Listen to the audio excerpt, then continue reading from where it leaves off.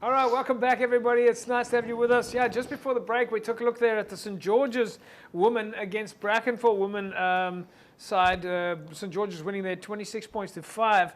But Jerome, the same challenges, the same challenges for the 15s men's sides as they play 15s migrating to 7s. Women, no different. You've also got to change your style of play because we've had a really successful women's 15 season. And now we've got a whole bunch of women playing 7s as well. So I suppose they've got the same challenges, moving to foster players or different players. It is the same challenges, but I don't know if it can't be coincident that St. George's, because we know how the people in the strength and how they play 7s in that see where you're going. how the women are basically the same as the guys. So there's something in the air or something about 7s, because they can run, they can step, and they've got good skills. But it is a big difference from playing 7s to 15s. 7s, yeah. So do you think we're at that space yet, Ali, that the women are saying this is our specialist 15s players and these are our specialist 7s players? I don't, at the club level, not yet. Not yet. I don't think yet.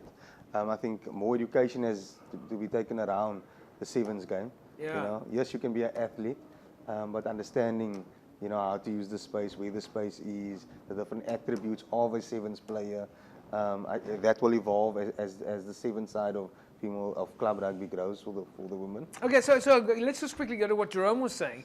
We've got some teams here in Western Province that are really good, that we know are really good at 7s rugby. Tygerberg, really good at 7s rugby. Hands and Hearts, really good at 7s rugby. St. George's, like you said, obviously, last year's winners. And there are a few others that are really good at 7s rugby. Gardens, good at 7s. Young People's, good at 7s. We know that they've come out and specialized. Do you think we're going to see that in the same? Like you said, it's a very interesting question. Yeah, but just to pass on what Jerome says, Strand, St. George's, everybody knows how they play. The communities behind those clubs at that stadium. So obviously, the female game is going to grow or actually mimic their style of play. Oh, that's what I'm wondering. Or is it something in the water that those clubs become very good at 7s? All right, folks, but it is great to see that we're having this conversation. A year ago we weren't talking about this. 5 years ago we would never have even thought that we would be talking about it. So the development of rugby and the game across the board, quite amazing. Let's take a look here at Belleville women against Busy Bees women.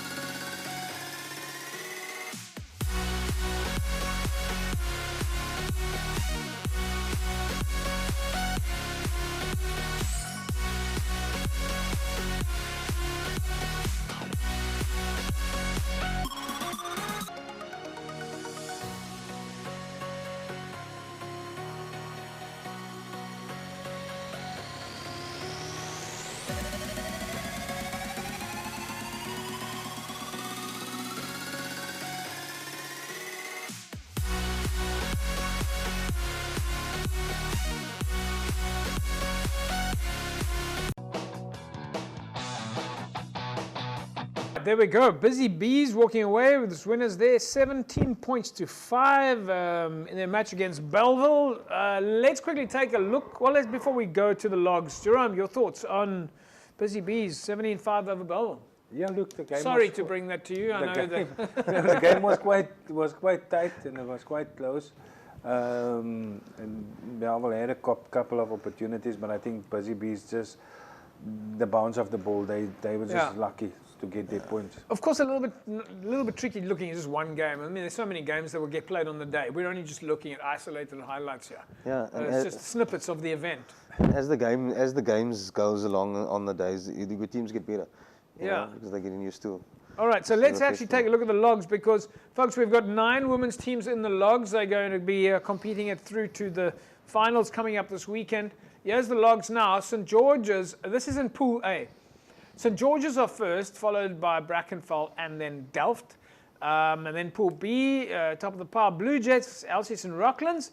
And then Pool C, Busy Bees, Belleville and Bellar. Right, so we've got 9 teams in the logs there. The score, Western Province Club Rugby Sevens. The women playing in the logs there as well. So, guys, if you look at the logs there, Jerome, St. George's and Brackenfell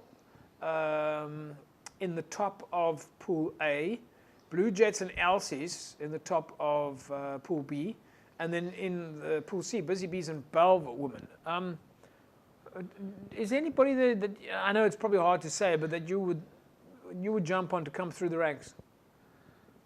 It's too equal, right? It is very equal. Very tight, the top teams of each pool is 10-5. Yeah. So what do you do here now if you're a Delft or a Rocklands, Belhar? You know that you've got to get some points on the board. Is it just a question of making sure that you come with everything prepared? Yeah, look, I think day 2 or week 2 we'll see improvement of obviously of the teams, but after first week, I'm pretty sure these teams will now be seeded into the different sections. Right, folks. Well, we'll have to now see where it all ends up. Let's move to our next section here. So, of course, the men's sevens is happening. We'll bring you a taste of the sevens. Yeah, this is Lunga against Elsies United.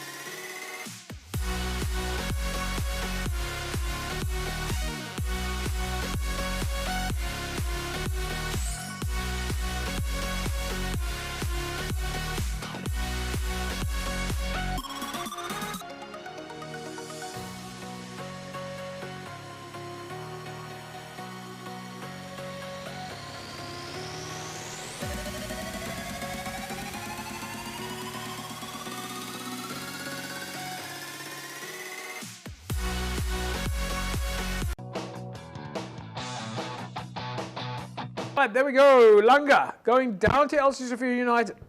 All right, but that's not going to mean, well, we're going to have to look at the logs because there are so many games. It's not a win, you win for the weekend and up you go. There's a lot of games on the logs, folks. So it really is just isolated games that we're showing you so that you can see a little bit about the event, a little bit about the team. So in this case, Jerome, Elsies, they're of course playing in Pool C. They've now secured for themselves a place, 3rd place. They'll be happy with that.